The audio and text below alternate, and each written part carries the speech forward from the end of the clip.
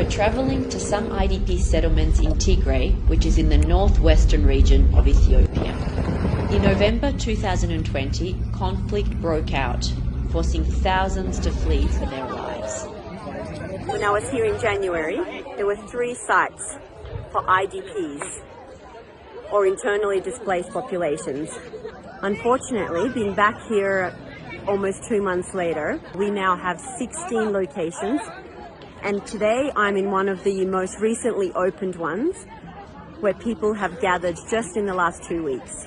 There are about 128,000 people registered as IDPs in this site. These temporary camps are mostly school buildings where before COVID and before the conflict, children would be coming for classes to learn.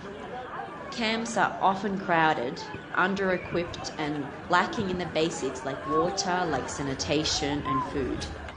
For those who arrived after rooms were allocated, their shelter is azure tarpaulins and different materials they have put together to try and fit their family and any relatives and children that come under one roof. Those living in these temporary shelter locations rely on aid or assistance from others for everything, especially food and water. This camp has some water provision, and we have many of the children lining up to fill up their various containers. As you can see in the group surrounding me, there are children, there are teenagers, there's the elderly, many of who have lost family members in the conflict and on the way here, many who have been separated from their parents, many children who have been orphaned by the conflict and are staying as children-headed households. Beyond physical needs are their psychosocial needs.